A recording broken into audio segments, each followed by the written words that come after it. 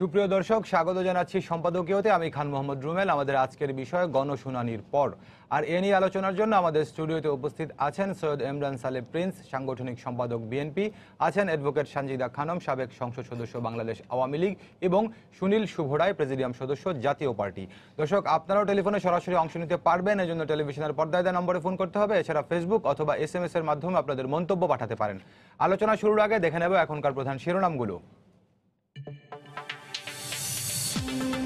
8 মিনিটের para commando অভিযানে চট্টগ্রাম বিমানবন্দরে উড়োজাহাজ ছিনতাই ঘটনার অবসান, গোলাগুলিতে অস্ত্রধারী নিহত, পাইলট, কেবিন ক্রু সহ যাত্রীরা নিরাপদ।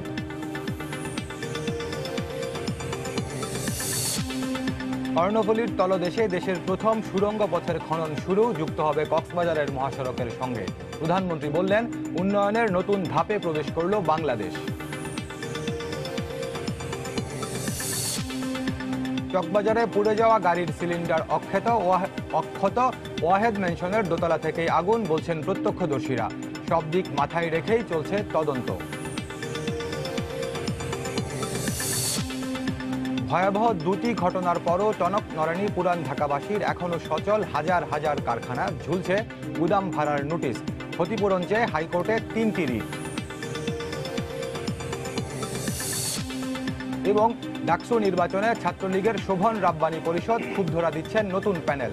প্রার্থী চূড়ান্ত, বাম দলগুলোর বিভিন্ন দাবিতে ছাত্র দলের বিক্ষোভ।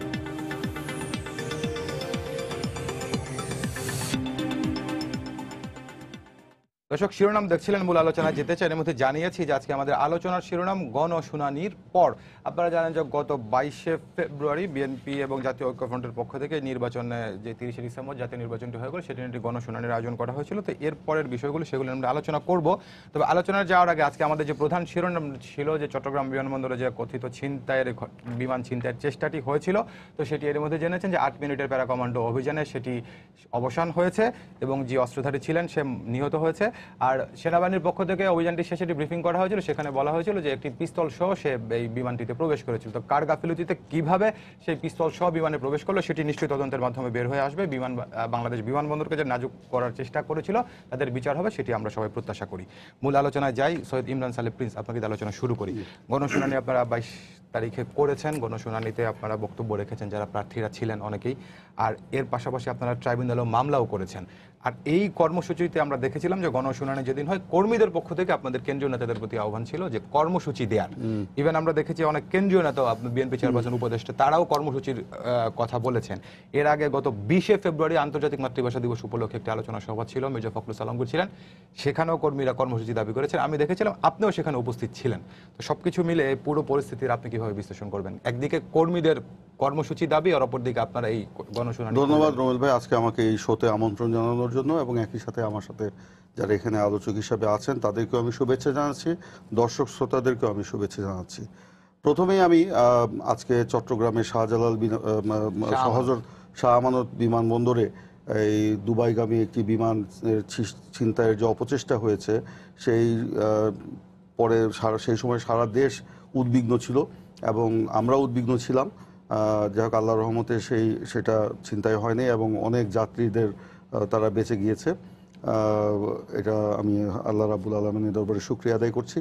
তবে একই সাথে আজকে এটা আমাদের জাতির সামনে একটা বড় প্রশ্ন হয়ে দাঁড়িয়েছে যে এই বিমানটি ঢাকার হযরত শাহজালাল বিমানবন্দর থেকে উড়ে গেল চট্টগ্রামে, ওখান থেকে যাওয়ার কথা আপনার দুবাই। তো ঢাকার শাহজালাল বিমানবন্দর তো এটা হাই সিকিউরিটি জোন, এখানে একটা যাত্রীকে প্রায় 7টা বা 10টা নিরাপত্তা বেষ্টনী পার হয়ে কিন্তু বিমানে উঠতে হয়। এই 7টা বা 10টা নিরাপত্তা বেষ্টনী এই অস্ত্রধারী ব্যক্তি কিভাবে পার হলো, এটা আজকে জাতির সামনে একটা বিরাট প্রশ্ন। এবং সামগ্রিকভাবে এটা আমি আসছি, সামগ্রিকভাবে এটা আমাদের মানে সামগ্রিক নিরাপত্তার, আমরা যে একটা নিরাপত্তাহীনতার মধ্যে আছি সেটাই প্রমাণ করে। কিছুদিন আগে চুরিহাটটাতে এই চকবাজারে যেই ঘটনাটি, মর্মান্তিক দুর্ঘটনা ঘটে গেল, এটাও সেটাও কিন্তু সরকার এবং প্রশাসনের গাফিলতি এবং দায়িত্বের অবহেলার কারণে ঘটেছে, এবং আজকের ঘটনাও কিন্তু তাই ঘটেছে। আসলে এই দায়িত্বের অবহেলার কারণে আজকে আমাদের সমগ্র জাতি যে আজকে নিরাপত্তাহীন, এটাই কিন্তু প্রমাণ হচ্ছে।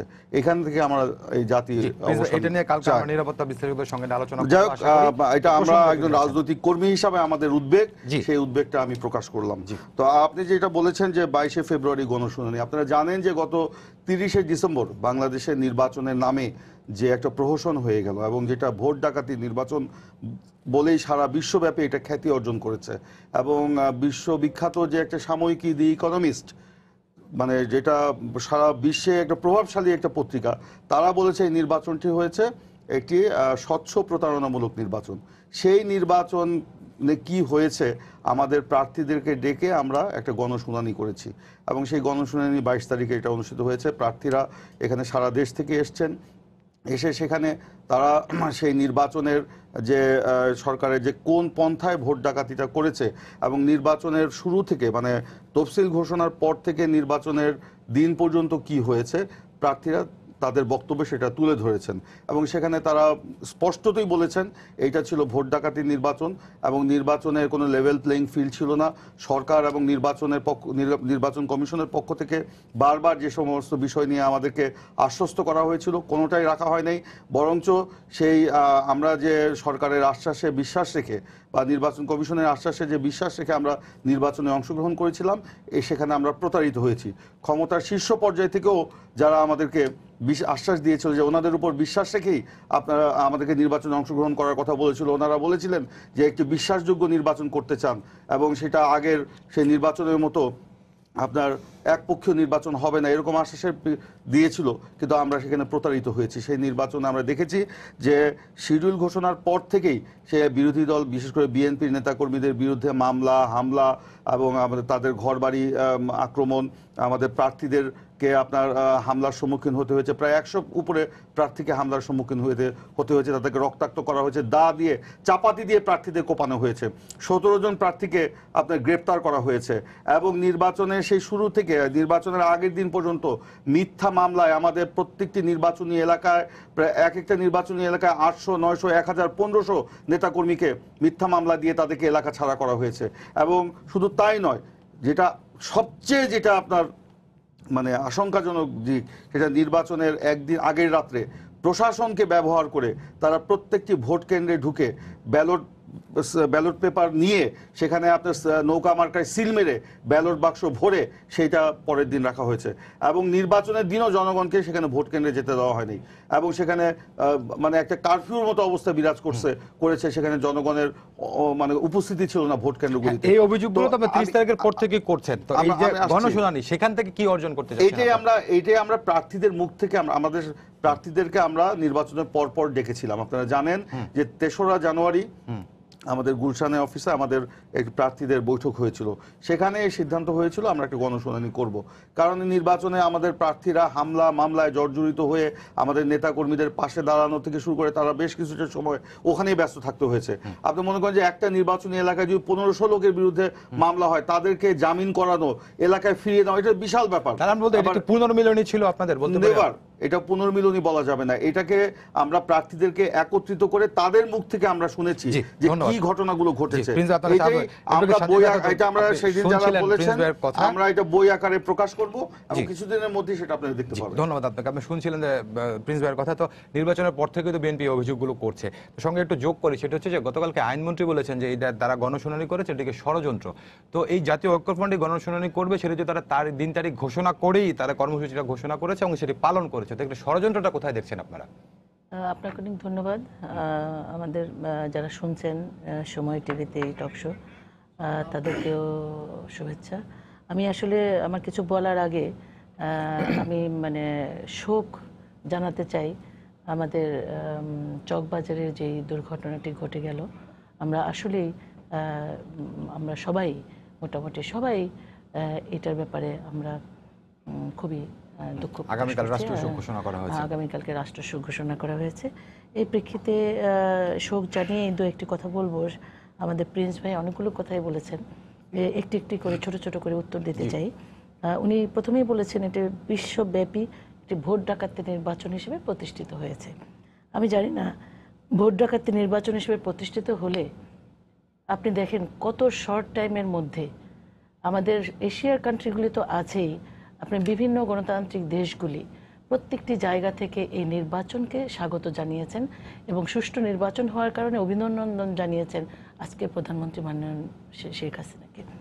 এই যে অভিনন্দনের বার্তাটা তো আমরা যতদূর জানি যে তৃতীয়বারের মতো টানা প্রধানমন্ত্রী দায়িত্ব নেয় অভিনন্দন, নির্বাচনকে কেন্দ্র করে না, নির্বাচনের পরের দিনই কিন্তু আপনারা জানেন, নির্বাচনের পরের দিনই কিন্তু চায়না শুধু চায়না না, আমরা কি দেখলাম, চায়না তো গভর্নমেন্ট দিল, আবার সেই communist party, China communist party কিন্তু আলাদাভাবে অভিনন্দন জানিয়েছে সরকারকে, অর্থাৎ এই নির্বাচনকে কিন্তু তারা স্বাগত জানিয়েছে। ভারত থেকে শুরু করে প্রত্যেকটি দেশ আমরা দেখেছি যে প্রত্যেকটি দেশ থেকে, অসংখ্য দেশ থেকে আমাদের নির্বাচনকে সুষ্ঠু বলা হয়েছে এবং বিদেশি অবজারভার যারা এসছে তারাও কিন্তু এই নির্বাচনকে প্রশ্নবিদ্ধ হয়েছে এরকম কোনো কথা বলেননি। এবং প্রত্যেকটি কেন্দ্রে যে আমি প্রিন্স ভাইকে প্রশ্ন করব, প্রিন্স ভাই তার নিজের ভোটটা দিয়েছেন এবং আমরা প্রত্যেকটি নির্বাচন, অনেকগুলি নির্বাচন কেন্দ্রে আমিও অবজারভেশনের জন্য গিয়েছি, আমি দেখেছি প্রত্যেকটি নির্বাচন কেন্দ্রে মানে অনেক বড় লাইন, তারা লাইনে দাঁড়িয়ে থেকে তারা ভোট দিচ্ছে, ভোট দিয়ে একে একে বের হয়ে আসছে এবং অত্যন্ত শান্তিপূর্ণভাবে হয়েছে। আসলে কোনো শান্তিপূর্ণ নির্বাচনই বিএনপি এটা পছন্দ করেনি, কখনোই পছন্দ করেনি। আর যে কথাটি উনি বলছেন যে ভোট ডাকাতি নির্বাচনের বিষয়ে যে গণশুনানির কথা ওনারা যেটি বলছেন, আমি আসলে এই গণশুনানিতে নতুন কিছু তাদের আমি লক্ষ্য করিনি। একটি জিনিস নতুন লক্ষ্য করেছি, যেটি ফেসবুকে ভাইরাল হয়েছে, আপনারা সব জায়গায় আপনারা দেখেছেন, গণশুনানি হচ্ছে নেতারা সব ঘুমাচ্ছে, প্রত্যেকজন নেতা দেখাচ্ছে যে ঘুমাচ্ছে। অর্থাৎ এই যে শুনানিটা, এই শুনানিতে কি অর্জন করলো আপনি প্রশ্ন করেছেন, প্রিন্স ভাই কিন্তু উত্তর দিতে পারেনি, কোনো উত্তর দিতে পারেনি। শুনানি মানেটা কি? শুনানি মানেটা কি? আপনাকে প্রশ্ন করেছিলাম যে আপনারা ষড়যন্ত্র তত্ত্ব কোথায় দেখছেন এখানে? না, আমার যেটি মনে হয় সেটি তাদের এই শুনানির মাধ্যমেই তাদের যে কথাগুলো বলা, এটি তাদের ষড়যন্ত্র হতে পারে, ষড়যন্ত্র হতে পারে। আমাদের মাননীয় আইনমন্ত্রী যে কথাটি বলেছেন সেটি কিন্তু উড়িয়ে দেওয়া যায় না। এই ষড়যন্ত্রের মাধ্যমেই তারা চেয়েছিল যে এই গণশুনানিতে হয়তো কোনো বাধা আসবে কিংবা কেউ কোনো কিছু করবে, হ্যাঁ কেউ কিছু করবে এবং তারা সেটিকে পুঁজি করবে। আসলে তারা কোনো বাধা পায়নি। আর দেখেছেন আপনি এটি গণশুনানিটি কোথায় হয়েছে?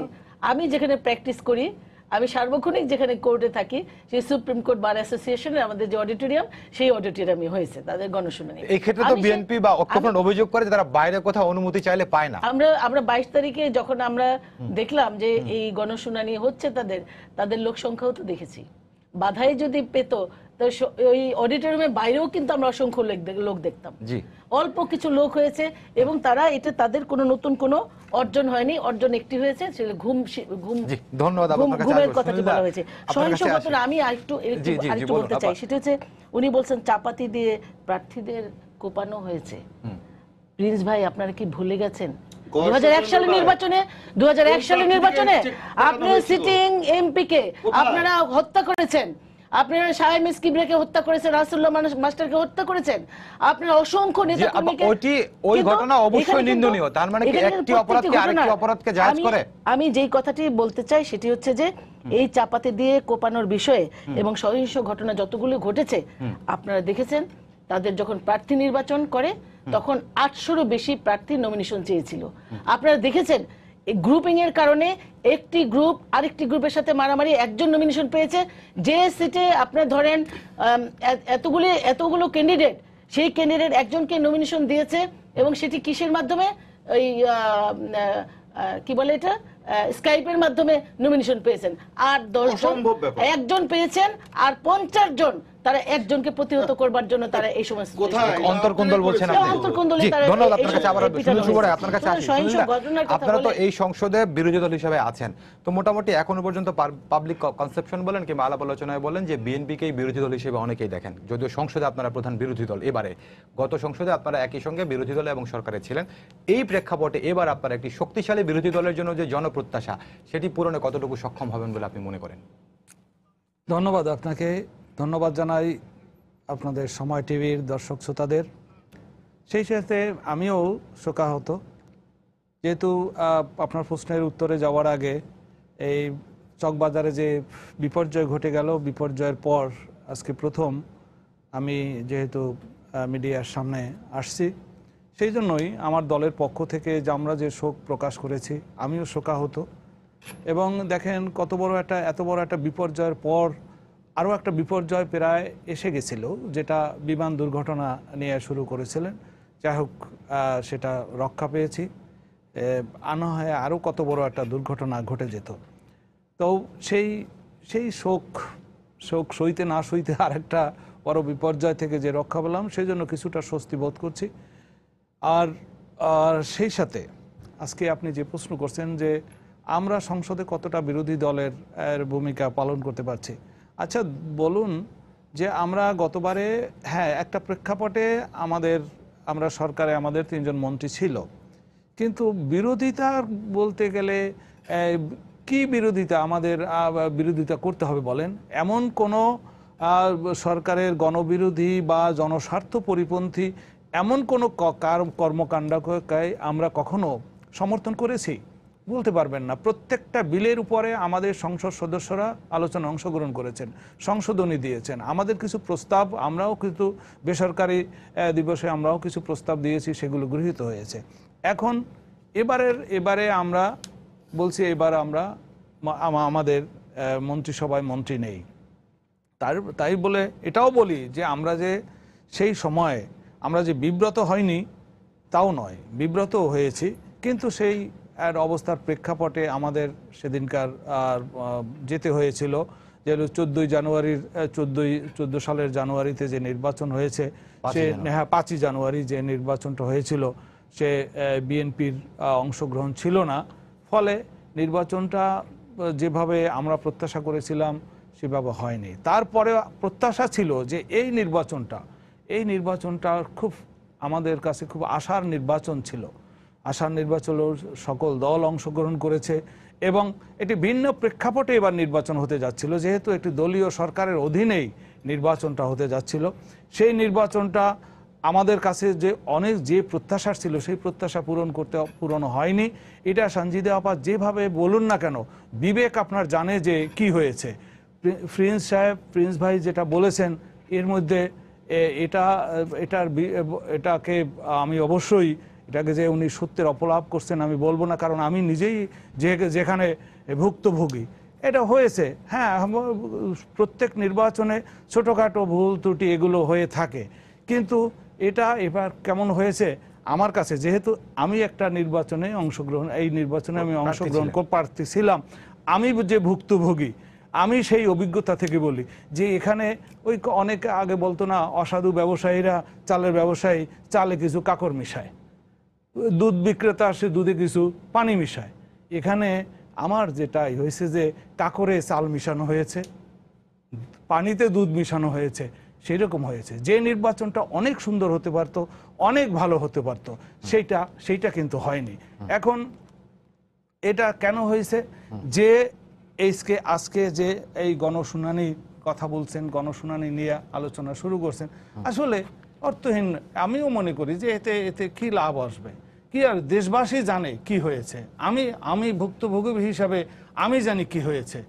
এই জন্য বলছি যে ওনারা যেটা বলছেন যে এটা এটা একটা ষড়যন্ত্র, আমার কাছে এই কথাটাও হাস্যকরই মনে হয় যে এই নির্বাচনের পরে যে পরিস্থিতি সৃষ্টি হয়েছে, আমি যেটা দেখেছি, মানুষ জানে, শোনে, মানুষের কথা শুনবে, মানুষের কথায় কান পাতেন, মানুষের বাসে হাটে মাঠে ঘাটে মানুষ কি বলে সেগুলো শোনেন। শুধু আমরা এইসব সত্যের অপলাপ করা ঠিক হবে না। আমরা রাজনৈতিক কারণে অনেক সময় সত্যকে এড়িয়ে যাই, তাই বলে মিথ্যা বলাটা কিন্তু ঠিক নয়। আমি মনে করি। আপনার কাছে জি, দর্শকের একটা ফোন আছে, ফোনটা নিয়ে প্রিন্স ভাই একবার আপনার কাছে আসছি। জি দর্শক, আপনার পরিচয় দিয়ে প্রশ্ন করুন। জি, আমি রহমতুল্লাহ ভূঁইয়া, মুক্তিযোদ্ধা, ভৈরব কালিকা প্রসাদ থেকে বলছি। জি বলুন। জি, বিএনপির দাবি মতে নির্বাচনে যদি বড় ধরনের কারচুপি হয়ে থাকে, তাহলে জনগণের মধ্য থেকে গণবিস্ফোরণ বা গণ আন্দোলনের কোনো আলামত দেখা যায়নি কেন? বাংলাদেশের বাস্তবতায় জনগণের ক্ষোভের মুখে যেখানে 12-এর টুপো টিকে না, তার প্রকৃষ্ট প্রমাণ 52, 69, 70, 71 এবং 90। জি, ধন্যবাদ আপনাকে। নিশ্চয়ই প্রিন্স ভাই প্রশ্নের উত্তর দেবেন। সঙ্গে প্রিন্স ভাই আরেকটু বলি, এর আগের আলোচনা আপনি যেটি বলছেন যে আপনাদের প্রার্থীরা বিভিন্ন জায়গা থেকে নির্বাচনের অনিয়ম ইত্যাদি তুলে ধরেছিলেন গণশুনানিতে। আর প্রার্থীদের পক্ষ থেকে আমরা এটিও শুনেছি। আমরা যদি বলি কুমিল্লা 10 আসনে যিনি আপনাদের প্রার্থী ছিলেন মনিরুল হক চৌধুরী, তিনি বলেছেন যে 1970-এর মতো সমর্থন ছিল বিএনপির পক্ষে, কিন্তু কেন্দ্রীয় নেতাদের ব্যর্থতার কারণে সেটি আমাদের পক্ষে কাজে লাগানো সম্ভব হয়নি। আমরা শুনেছি সেখানে বলতে আপনার বিএনপি চেয়ারপারসনের উপদেষ্টা জয়নুল আবদিন ফারুক, তিনি বলেছেন যে বিএনপির ভিতরে যদি কোনো ভুল থাকে কিনা সেটির জন্য করা যায় কিনা ইত্যাদি, মানে সমালোচনা, আত্মসমালোচনাও কিন্তু ছিল সেখানে। অবশ্যই ধন্যবাদ। আমি প্রথমে দর্শক যিনি প্রশ্ন করলেন তাকে তার প্রশ্নের উত্তরে বলতে চাই যে বাংলাদেশের মানুষ কিন্তু এবার সাক্ষী, তাদের নিজের 2 চোখ দিয়ে তারা দেখেছেন যে কিভাবে এই ভোট ডাকাতি নির্বাচন হয়েছে। আর মানুষ কেন ক্ষোভে আপনার ফেটে পড়লো না, আপনারা কান দিয়ে মানুষের মনের ভাষা বোঝার চেষ্টা করেন, মানুষের ক্ষোভটা আছে কি না তাহলে আপনারা বুঝতে পারবেন। আর যে ভয়ের সংস্কৃতি এই আপনাদের সরকার ছড়িয়ে দিয়েছে মিথ্যা মামলা দিয়ে, এই গুম হত্যাকাণ্ড ঘটিয়ে, সাধারণ মানুষ তো এখানে স্তব্ধ, মানে এটি কি হচ্ছে। আপনারা দেখেন যে মিথ্যা মামলা, গায়েবী মামলা শুধু বিএনপির নেতাকর্মীদেরকে দেওয়া হয়নি, আপনার হাইকোর্টে আপনার আতর বিক্রেতা, আপনার কি সাধারণ কৃষক, একজন 70 বয়স্ক বুড়ি, মানে বয়স্ক মহিলা, উনি লাঠি ভোট দিয়ে এসছেন জামিন নেওয়ার জন্য। সেটাও তো আমরা প্রথম আলোতে, ডেইলি স্টারে, আমরা বড় বড় নিউজ পেপারে আপনারা তার ছবি সহ আমরা দেখেছি, এমনকি আপনাদের টিভি চ্যানেলেও আমরা তার সাক্ষাৎকার আমরা দেখেছি। তো শুধু বিএনপির নেতাকর্মী না, সাধারণ মানুষের বিরুদ্ধে মামলা দেওয়া হয়েছিল। সেই কারণেই মানে আপনারা হয়তো এরকম কিছু দেখতে পাচ্ছেন না, কিন্তু মানুষের ক্ষোভ আছে বলেই আপনারা আজকে ভয় পাচ্ছেন মানুষের কাছে যেতে। যাই হোক, আরেকটি কথা যেটা আপনি বললেন তারা, সেটা আমি উত্তর দেওয়ার আগে খুব সংক্ষেপে সানজিদ আপা কয়েকটা কথা বলেছেন, আমি এটা উত্তর দিয়ে নিতে চাই। উনি বলেছেন যে এই গণশুনানিতে কি মানে নতুন কিছু আসলো কিনা, বা আপনিও প্রশ্নটা করেছেন বা এরকম ধরনের একটা কথা বলেছেন। তো আমরা নতুন কিছু তো না, এই যে একটা ঘটনা, এটা তো বিশাল ঘটনা। আমরা 30 তারিখ থেকে যে কথা বলছি, আমাদের প্রার্থীরাও সেই কথাটাই বলেছেন, তারা একত্রিতভাবে বলেছেন তাদের মুখ থেকে। আমরা তো বলেছি দলগতভাবে, কিন্তু এবার আমরা তাদের মুখ থেকে আমরা সেই অনিয়মের বিষয়গুলো জেনেছি এবং প্রত্যেকটা রেকর্ড রাখা হয়েছে। শুধু তাই নয়, আমরা দলগতভাবে আমাদের 300 প্রার্থীর কাছ থেকে আমরা অন রেকর্ড, আমরা লিখিতভাবে আমরা সব মানে ঘটনাগুলো নিয়ে এসেছি, এবং কিভাবে কিভাবে এই হামলা হয়েছে, কিভাবে আমাদের উপরে নির্যাতন হয়েছে, কিভাবে এগুলো আমার ছবি সহ আমরা নিয়ে এসেছি। প্রত্যেকটা আসন ভিত্তিক আমাদের পর্যালোচনা চলছে। এই যে ভোট চুরির যে মাত্রা, এটা কোনো জায়গায় আপনার 100%, কোনো জায়গায় 80%, কোনো জায়গায় 90%, সেই মাত্রাও আমরা নির্ণয় করছি। আমরা এটা কিন্তু আমাদের দলের কাজগুলো চলছে, আমাদের প্রায় 20টার মতো টিম সারা দেশে এগুলি নিয়ে কাজ করছে। এগুলি নিয়ে আমরা কি অর্জন করতে চাই, আমরা এগুলো দালিলিক আকারে আমাদের জনগণের সামনে আমরা উপস্থাপন করব, আমরা বিশ্বব্যাপী আমরা এটা উপস্থাপন করব, আমরা এটা শ্বেতপত্র প্রকাশ করব, আমরা জাতিসংঘে এটা আপনারা উপস্থাপন করব, এবং সেটা আমাদের নেতৃবৃন্দ ইতিমধ্যে বলেছেন। আর সঞ্জিত আপা বলেছেন যে এই যে নির্বাচনে, আমি যেটা বলছি বিশ্বব্যাপী ভোট ডাকাতি নির্বাচন, উনি এটা মানতে চান না। এই যে আপনার এই নির্বাচন নিয়ে শুধু আমরা কেন, দি ইকোনমিস্ট বলেছে, আমি আগেই বলেছি, নিউ ইয়র্ক টাইমস বলেছে, ওয়াশিংটন পোস্ট বলেছে, দি হিন্দু বলেছে, আপনার টিআইবি বলেছে, ইউএস এর, মার্কিন যুক্তরাষ্ট্রের 6 জন প্রভাবশালী মানে কংগ্রেসম্যান যারা ফরেন অ্যাফেয়ার্স কমিটির মেম্বার, তারা মার্কিন যুক্তরাষ্ট্রের সরকারের কাছে লিখিত চিঠি দিয়েছে যে বাংলাদেশে হস্তক্ষেপ করেন, সেখানে গণতন্ত্র ধ্বংস হয়ে যাচ্ছে।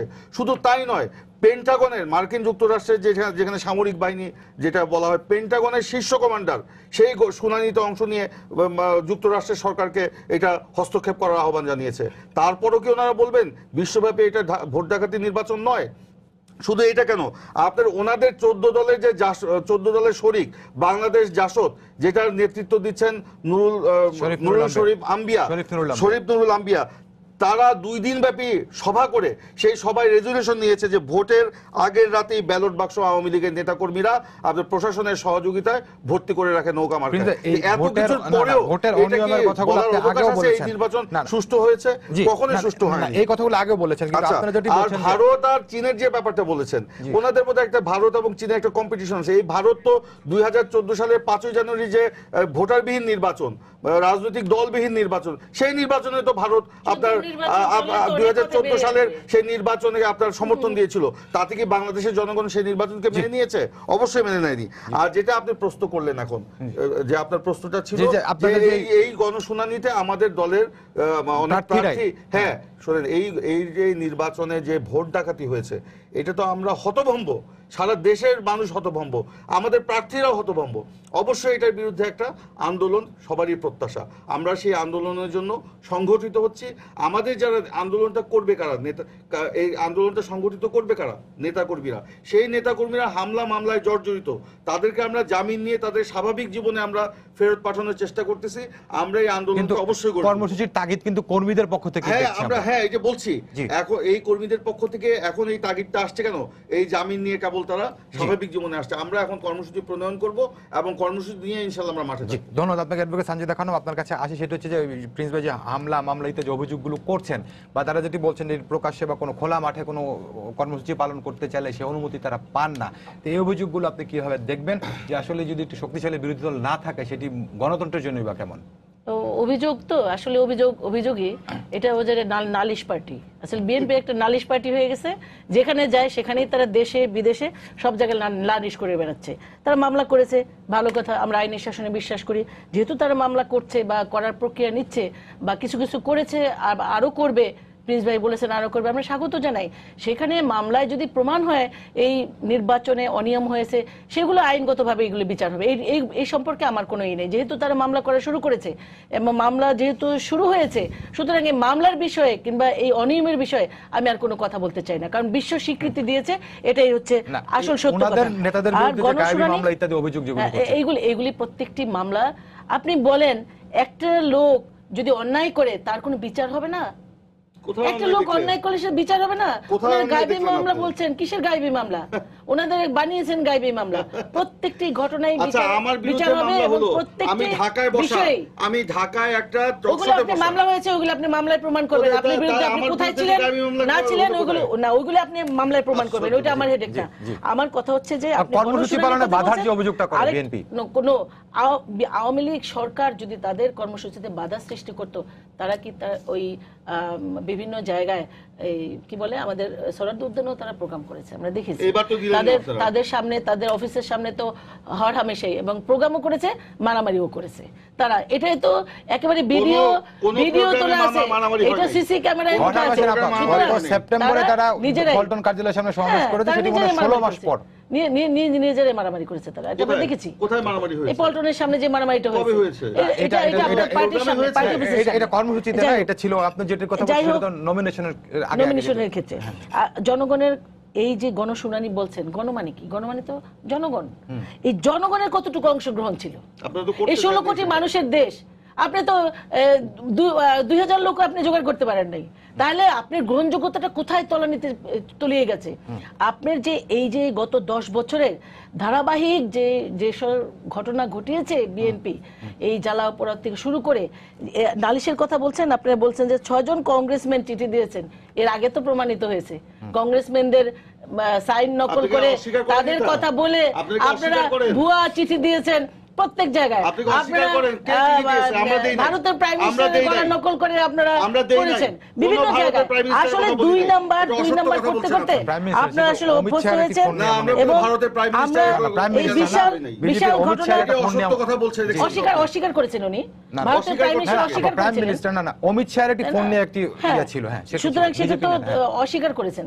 আচ্ছা, তারপরে ওনারা বারবার বলতেছেন বিশাল ঘটনা ঘটে গেছে, বিশাল ঘটনা। তো বিশাল ঘটনায় বিশাল গণশুনানি তো আমরা দেখলাম না। সেটা হচ্ছে আমার বক্তব্য।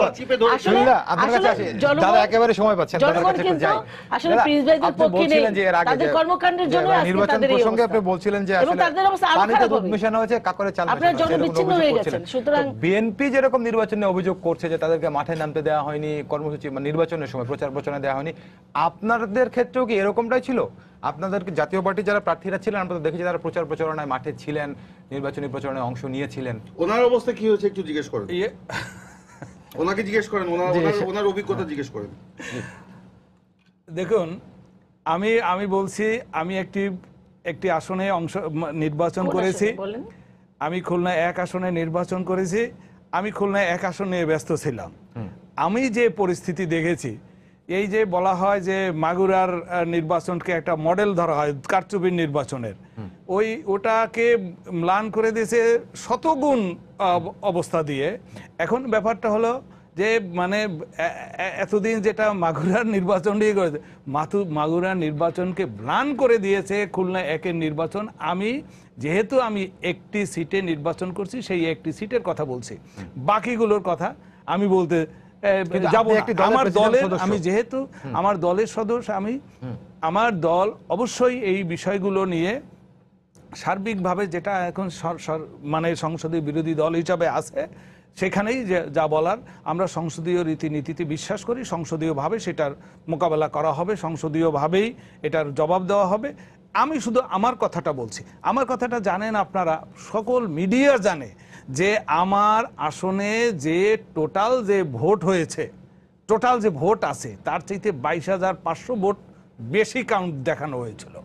এটা সংশোধন করা হয়েছিল। সংশোধন করা হয়েছে কখন হয়েছে? যখন বলা হয়েছে এটা, তখন যখন প্রচার করা হয়েছে তখন সাংবাদিকরা বলছে যে বেশি কিন্তু বলা হয়ে যাচ্ছে। তারপরও বলা হওয়ার পরেও বলতেছে না কি তার কর্ণপাতই করেন না। শুনেন, সেখানে তারপরে সংশোধন করা হয়েছে। নির্বাচনে আমি খুলনাতে ছিলাম, আমি রিটার্নিং অফিসারের কার্যালয়ে সেই জেলা প্রশাসকের কাজের ফলাফল ঘোষণা করা হচ্ছিল। তো সেখান থেকে আপনার যে আসলে সহকারী রিটার্নিং অফিসার, তিনি যেটি বলছিলেন যে আসলে এটি হচ্ছে যোগ করতে গিয়ে ভুল করে ফেলেছিলেন, সঙ্গে সঙ্গে সংশোধনটি কিন্তু ওখান থেকে দেওয়া হয়েছিল। রিটার্নিং অফিসার দিয়েছিলেন। যোগ করতে গিয়ে শুনেন, যোগ করতে গিয়ে একের জায়গায় সহকারী রিটার্নিং অফিসার লিখে ফেলতে পারে। রিটার্নিং অফিসার প্রকাশ্যে আমরা দেখেছি যে সেটার জন্য তিরস্কার করেছে। কে 2 বলতে পারে 2 লাখ এত এটা হয়ে গেছে, সেখানে একেবারে ফ্র্যাকশন 1,76,500 ভোট এরকম হয় নাকি? একটা সংখ্যা ভুল হতে পারে, 5টা সংখ্যা, সমস্ত সংখ্যাটাই বোঝা গেছে। এখন তার জন্য আমি বলছি কি সেটাকে যে সংশোধন করে নিছে, হ্যাঁ ব্যাস ঠিক আছে সংশোধন করে নিছে, কিন্তু আমি তো জানি যে কি ভোট হয়েছে, আমি তো দেখেছি কি ভোট, যে কারণে আমাকে 10:30টার সময় আমাকে ভোট বর্জন করতে হয়েছে, কারণ ওইখানে ভোটাররা যে ব্যালট পেপারই পায়নি। এমনকি এইসব খুব মজার গল্প আছে। এক ভদ্রলোক বলছেন, মজা করেই বলছেন যে বিয়ে করলাম 40 বছর আগে, 40 বছর ঘর করলাম, এরপর বউটা মারা গেল, ভোট দিয়ে চলে গেল, আমার সাথে একটু দেখা করেও গেল না। এইরকম ঘটনাই কিন্তু ঘটেছে। আপনার কাছে আসতে চাই আমি, সেটা হচ্ছে সানজিদা আপাকে আমি যে প্রশ্নটি করেছিলাম যে বিএনপি যে অভিযোগগুলো করছে যে তাদেরকে প্রকাশ্যে কর্মসূচি পালন করতে বাধা দেওয়া হয় বা একটি অনুমতি চাইলে দেওয়া হয় না, তো এই অভিযোগগুলো যদি একটু আমলে নেন তাহলে এই জায়গাটাতে গণতন্ত্রের জন্য এইটা গণতন্ত্রের জন্য সুবাতাসা। অবশ্যই আমি আওয়ামী লীগকে অগণতান্ত্রিক দল তো বলি না, তাদের উচিত অবশ্য সকল দলকে সমান সুযোগ দেওয়া। কেন ইয়াটা আছে, সরকারে আছে, পরপর 10 বছর সরকারে ছিলেন, আবার সরকারে আসছেন, ভালো কাজ করবেন, আবার আসবেন, কিন্তু একটি দলকে তার সভা সমাবেশে বাধা দেওয়া, করা, তারপরে মামলা হামলা এগুলো করা থেকে বিরত থাকা উচিত। যেটা বিএনপিও করেছে, বিএনপিরও একসময় এগুলো করা উচিত হয়নি, এবং সেই শিক্ষাটা যা পরবর্তীতে যারা আসছে তাদেরও সেই শিক্ষাটা গ্রহণ করা উচিত ছিল। উচিত যে কোন সকল দলকে সমান সুযোগ সুবিধা দিয়ে তাদের রাজনৈতিক অধিকার, রাজনৈতিক কার্যকলাপ করতে দেওয়া উচিত। ধন্যবাদ আপনাকে। সৈয়দ ইমরান সাহেব প্রিন্স, সানজিদা আপনি কথা বলছিলেন যে গণশুনানিতে গণমানুষের উপস্থিতি কতটুকু ছিল? আচ্ছা দেখুন, এই গণশুনানি করার জন্য আমরা ঢাকা শহরের বিভিন্ন জায়গায় করার অনুমতি আমরা চেয়েছিলাম, কিন্তু প্রাথমিকভাবে হল বরাদ্দ বা জায়গা বরাদ্দ দেওয়া হলেও তারা বলছে যে এটা পুলিশের অনুমতি ছাড়া হবে না। শেষ পর্যন্ত কোথাও যখন পাওয়া যাচ্ছিল না, আপনি জানেন যে 24 তারিখে আমাদের এটা করার কথা ছিল, তখন আমরা বাধ্য হয়ে সুপ্রিম কোর্ট বার অ্যাসোসিয়েশনের ওই মিলনায়তনে আমাদেরকে করতে হয়েছে, কারণ সরকারের মধ্যে দুর্বলতা আছে বলেই এই গণশুনানি নিয়ে তারা একটা নার্ভাসনেসে ভুগছিল। যে এই নার্ভাসনেসটা কেন, যে গণশুনানিতে আপনার কি যেন একটা বের হয়ে আসে, এই নার্ভাসনেস। আপনার সরকার এই যে কি বলে আইনমন্ত্রীর কথা বলেছিলেন, যে উনি বলেছেন যে এটা গণশুনানি নিয়ে ষড়যন্ত্র। ওনারা তো ষড়যন্ত্র সব জায়গায় খোঁজে। চকবাজারে অগ্নিকাণ্ড হলো, ওখানে সরকারের তথ্যমন্ত্রী বলছে যে এটা বিএনপির সাথে সম্পৃক্ত কিনা সেটা খতিয়ে দেখতে হবে। এখন যে আমি বলি, আজকে যে আপনার বিমান হাইজ্যাকের চেষ্টা হলো, কালকে হয়তো বলতে শুনবো যে বিমান হাইজ্যাকের সাথে হয়তো বিএনপিও জড়িত। তো তো এইভাবে কিন্তু সরকার একটিকে ঢাকা দেওয়ার জন্য করছে। আপনি বলেছেন, আমাদের মহাসচিব বলেছেন, এই যে দুর্ঘটনার জন্য সরকার দায়ী। 100 বার আমি এই বক্তব্যকে সমর্থন করি, কারণ সরকারের ব্যর্থতার কারণেই আজকে এই ঘটনাগুলি ঘটছে। আপনি জানেন এই নিমতলিতে 2010 সালে যে ঘটনা ঘটেছিল সেখানে 124 জন মারা গিয়েছিল। তারপরে সরকার এত তদন্ত কমিটি করলো, কিন্তু কয়েকজনকে বিয়ে দিয়ে একটা সস্তা জনপ্রিয়তা নেওয়ার পরে আপনার বাকি সব কিছু ধামাচাপা পড়ে গেল। কারণ এই যে এই ঘটনাগুলো সরকারের রাজনৈতিক চাপের কারণে কিন্তু ওই তদন্ত কমিটির রিপোর্টগুলো মানে বাস্তবে আসে নাই। আজকে যে আগামীকালকে আপনার 25 তারিখ আপনার পিলখানার হত্যাকাণ্ড, আমাদের দেশের সূর্য সন্তানদের সেদিন হত্যা করা হয়েছিল সেনাবাহিনীর, সেটা নিয়ে সেনাবাহিনী যে একটা তদন্ত কমিটি করেছিল, সেই তদন্ত কমিটির রিপোর্ট সরকারের রাজনৈতিক হস্তক্ষেপের কারণে বন্ধ করে রাখা হয়েছে, সেটা কিন্তু জনসম্মুখে আসতে দেওয়া হয়নি। এইভাবেই তারা রাজনৈতিক উদ্দেশ্য হাসিল করতে চায়। এখানে আরেকটি প্রশ্ন আরেকটি কথা আমি বলি, জি। সঞ্জিত আপা বলেছেন, আমি বেশি কিছু যাব না, আমি বিদেশির উদাহরণ বেশি দিতে চাই না। ওনারা আপনার জাতিসংঘের মহাসচিব কিছুদিন আগে বলেছেন বাংলাদেশে সঠিক নির্বাচন হয়নি। এটা কি ওনারা অস্বীকার করবেন? জাতিসংঘের মহাসচিবের বক্তব্যকে আমরা মিথ্যা বলেছি? বিবিসি সেখানে বলেছে বাংলাদেশ গণতন্ত্র থেকে ছিটকে পড়েছে। বিবিসি কেও বিএনপির সংস্থা। আপনি হিউম্যান রাইটস ওয়াচ বলেছে, ভারতের যারা সরকারের থিঙ্ক ট্যাঙ্ক তারা বলেছে ভারতের সরকারের আগ বাড়িয়ে এই বাংলাদেশের বিতর্কিত নির্বাচনকে এরকম উদাহরণ আপনি আরো দিয়েছেন আগেও। 50টি আসনে তারা টিআইবির উদাহরণ এর আগে আপনি দিয়েছেন। আমি আরেকটি প্রশ্ন আপনাকে করতে চাই। আপনি যেটি বলছিলেন যে সরকারের বাধার কারণে আপনারা সেটি অডিটোরিয়ামে করতে বাধ্য হয়েছিলেন, কিন্তু 300 প্রার্থী জাতীয় ঐক্যফ্রন্ট থেকে ছিল, তার মধ্যে কতজন প্রার্থী এই গণশুনানিতে ছিল? আর একটু যোগ করি, আমরা দেখেছি আপনাদের 20 দলীয় জোটের আন্দালিব রহমান পার্থ বিজেপির, তিনি বলেছেন এইটার ব্যাপারে তাকে আগের দিন অবহিত করা হয়েছে, কি নিয়ে আলোচনা তিনি জানতেন না, সে কারণে জাননি। মেজর জেনারেল অবসরপ্রাপ্ত ইব্রাহিম তিনি বলেছেন যে এটা অনেক বিলম্বিত হয়ে গেছে গণশুনানিটা, অর্থাৎ প্রার্থীদের মধ্য থেকে বক্তব্যগুলো এসেছে। এটা তো বাস্তবতা কি দেখেন, আমাদের এই সরকার গত 10 বছর যাবত বিএনপিকে আমাদের কোনো সভা সমাবেশ করতে দিচ্ছে না। আপনার এই যে নিজেই বলেছেন, আপনি গত 1 সেপ্টেম্বর আমরা যে সমাবেশটা করলাম সেটা 16 মাস পরে আমরা অনুমতি পেয়েছি আপনার বক্তব্য অনুযায়ী, তাই না? সরকার করতে দিচ্ছে না, সে কারণে আপনারা বসে থাকবেন বা আন্দোলনের মসৃণ পথ কি সরকার তৈরি করে দেবে? আমরা বিএনপি একটা নিয়মতান্ত্রিক দল। বিএনপি কোনো আন্ডারগ্রাউন্ড পার্টি না যে ইচ্ছা করলে আমরা নিয়ম কানুন মেনেই আমরা কিন্তু ওই প্রোগ্রামগুলো করতে চাই। যখন আমরা দেখবো দেওয়ালে পিঠ থেকে গেছে, এখন তো দেওয়ালে পিঠ থেকে গেছে, এখন আমাদের আর কিছু করার নাই, আমাদের করতে হবে অনেক কিছুই। এই জন্য আমরা এখন আর সরকারের অনুমতির তোয়াক্কা করব না। আর বলেছেন যে এই যে গণশুনানি নিয়ে আমাদের দলের কতজন প্রার্থী উপস্থিত ছিলেন, আপনারা জানেন গণশুনানিটা হওয়ার কথা ছিল 24 তারিখে।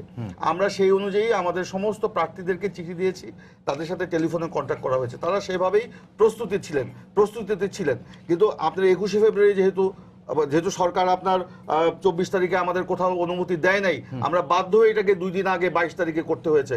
সেই জন্য 21 ফেব্রুয়ারির জন্য অনেক প্রার্থী কিন্তু যার যার এলাকায় ছিল। আমি যদি এটা প্রাথমিক ঘোষণা কিন্তু 6 ফেব্রুয়ারি ছিল, আপনারা পিছিয়েছেন কয়েক দফা। আমরা তখনও পিছিয়েছি আমাদের ওই অনুমতির জন্যই, অনুমতি পাওয়া যায়নি তখন আমাদের দিচ্ছিল না বলে আমরা পিছিয়েছি। তবে যাই হোক, তারপরেও আমরা আমাদের চেষ্টা করেছি। আমাদের প্রায় 200-র উপরে প্রার্থী সেখানে উপস্থিত ছিলেন, অনেকে উপস্থিত হতে পারেন নাই তাই বলে তারা এই গণশুনানির সাথে যে একমত পোষণ করছেন না তা কিন্তু নয়, তারা অনেকে ছিলেন না। ধন্যবাদ প্রিন্স ভাই। এই গণশুনানির সাথে একমত প্রিন্স ভাই কথা বলছেন যে সরকার এই নার্ভাসনেস থেকে এই কথা বলতে, ষড়যন্ত্র তত্ত্ব ইত্যাদি। আসলে তো তা না, আসলে বিষয়টা হচ্ছে প্রিন্স ভাইয়ের একটু মনে করা দরকার। সেটা হচ্ছে যে বারবার বলছেন অনুমতি পাননি, বারবার একটা কথা বলছেন না, অনুমতি পাননি। আসলে জনগণের কোনো স্বার্থ এই তাদের আন্দোলনে নেই, যে কারণে জনগণ জনগণকেও পাচ্ছে না, 10 বছর ধরে আমরা শুধু শুনছি, অংশ নেওয়ার কোনো নেই। আপনারা দেখেছেন ঢাকা থেকে বেগম খালেদা জিয়া লং মার্চ করে গিয়েছে, কোনো বাধা পেয়েছে? পাইনি। আপনি বিভিন্ন জায়গায় মিটিং করেছে, পাইনি। আপনারা প্রেস ক্লাবের সামনে কতবার আপনারা দেখেন যে তারা হাত ধরে আসলে বিএনপির আন্দোলন। আপনি কথা বলেন না, কারণটা হলো যে আপনি বলার সময় আমি কিন্তু আপনারা আসলে জনগণের কোনো সম্পৃক্ততা, কোনো স্বার্থ, তাদের কোনো স্বার্থ নেই বলেই জনগণ আপনাদের আন্দোলনের সাথে নেই। আরেকটা বিষয়, আপনারা শুধু এই পিলখানা হত্যাকাণ্ডের কথা বলছেন। পিলখানা হত্যাকাণ্ডের পর এই যে আগামীকালকে 10 বছর 2009 থেকে 19, তো আমি শুধু এইটুকুই বলতে চাই, পিলখানা হত্যার বিচার হয়েছে এবং আসামিদেরকে ফাঁসির আদেশ দিয়েছে। আর বিষয়টি অ্যাপিলিটি পেন্ডিং আছে। সুতরাং এই যে এই সরকারই কিন্তু করেছে বিচার। শুধু এই বিচার কেন, প্রত্যেকটি বিচার এই সরকার কিন্তু আইনের শাসনে বিশ্বাস করে বলে ৭১ ঘাতকদের বিচার হয়েছে, বঙ্গবন্ধুর হত্যার বিচার হয়েছে, পিলখানা হত্যার বিচার হয়েছে, অসংখ্য যতগুলি ঘটনা ঘটছে এই 10 বছরে ঘটেছে, সাথে সাথেই কিন্তু সরকার পদক্ষেপ নিয়েছে। আজকের এই কথাটাই বলেন না কেন, এই চকবাজারের ঘটনার পাশাপাশি সাথে সাথেই কিন্তু সরকার ব্যবস্থা নিয়েছে। আজকে মাননীয় প্রধানমন্ত্রী জননেত্রী শেখ হাসিনা এমনি কিন্তু সারা বিশ্বে তার নাম হয়নি, তিনি আপনি দেখেন যে সরাসরি উনি একটা দেশের প্রাইম মিনিস্টার সরাসরি মনিটরিং করেছেন এবং তিনি নিজে ছুটে গিয়েছেন তাদেরকে সান্ত্বনা দেবার জন্য, দেখবার জন্য। আপনি দেখেন প্রত্যেকজন প্রায় আজকে আমাদের মাননীয় স্পিকার গিয়েছেন, প্রত্যেক খোঁজখবর রাখছেন এবং সেখানে তদন্ত কমিটি করা হয়েছে। আজকে স্বরাষ্ট্র মন্ত্রণালয়ের তদন্ত কমিটির শেষ কার্যদিবস ছিল, ভিজিট ছিল, তারা ভিজিট করে এসেছে। এটা তদন্ত হচ্ছে, তদন্ত এক্সপার্টরা আপনার কাছে আবার আসবে, সুনীলদার কাছে ঘুরে এসেছে। দাদা আপনার শেষ মন্তব্য জানতে চাই। কোনটু আপনার শেষ মন্তব্য জানতে যে পাল্টাপাল্টি দোষারোপ, এই যে আপনার কাছে আসবেন, এই যে পাল্টাপাল্টি অভিযোগ, পাল্টা অভিযোগ বা খণ্ডন, এটার মধ্যে আমি খুঁজি সত্য কোনটা, সত্যতা কোথায়, কতটুকু আছে। সেই সত্যতার খোঁজ কিন্তু খুব বেশি পাওয়া যায় না, খুব বেশি পাওয়া যায় না। আসল ঘটনাকে চাপা দেওয়া যায়, এই আমরা দোষ ইয়েটা চাপাই দিই জনগণ, কে কি করলো না কেন সব জনগণের উপর, জনগণ চায়, জনগণ তাই করে। আসলে জনগণ, আমরা এই যে রিপোর্ট, আমরা তো দীর্ঘদিন রিপোর্টিং করেছি, একটা করছি, অভিজ্ঞ মহলের ধারণা, একটা কথা দিয়ে বলে না, অভিজ্ঞ মহল হইল নিজে, কোন মহলের কাছে অভিজ্ঞতা নেওয়া হয় না, নিজেরাই বলে। আমরা যা বলি আমাদের মন থেকে যা আসে, যা মনে চায় তাই করি, তাই বলি, দোষটা দিয়ে পাঠাই দিয়েছি জনগণের, জনগণ যায় চায় তাই। প্রিন্স ভাই শেষ মন্তব্য, 1 মিনিট সময় দিতে পারবো আপনাকে। আমি যেটা বলছেন, সঞ্জিত আপা বলেছেন যে এই কি বলে চুরিহাটটায় যে ঘটনা ঘটলো চকবাজারে, এটা ঘটনার পরপরই প্রধানমন্ত্রী ব্যবস্থা নিতে বলেছেন। তো প্রধানমন্ত্রী যদি ব্যবস্থা নিতে বলেন, তো ওনার এত বড় মন্ত্রিসভা এরা কি করে? আপনার 2010 সালের যে ঘটনার পরে তদন্ত কমিটি করা হয়েছিল, সেই তদন্ত কমিটির রিপোর্ট কি বাস্তবায়িত হতে দেখেছি? কেন হতে দেখি নাই? কারণ সেখানে রাজনৈতিক হস্তক্ষেপ ছিল, আওয়ামী লীগই তখন আপনার সেগুলি বাস্তবায়ন করতে দেয় নাই। আজকে এরকম ঘটনা ঘটার পরে কোন দেশ মানে বাংলাদেশে যদি সভ্য সরকার থাকতো, যদি জনগণের নির্বাচিত সরকার থাকতো, তারা সাথে সাথে পদত্যাগ করতো। এইসব ক্ষেত্রে বিএনপির বিরুদ্ধে কিন্তু আওয়ামী লীগ অভিযোগ করে। আপনাদের আমলে আপনার মনে আছে বলেছিল এমবি নাসরিন লঞ্চ ডুবি হয়েছিল, বহুত মানুষ নিখোঁজ ছিল, তাদের উদ্ধার করা যায়নি। আপনি আমার প্রশ্নের জবাব আমার শেষ করতে দেন, তারপর আপনি বলেন। শুনেন, আমি তো বলি নাই যে এরকম কোনো ঘটনা ঘটে নাই, কিন্তু তারা নিজেরা কেন দাবি করছে যে ওনারা এইগুলিকে নিয়ন্ত্রণ করছে?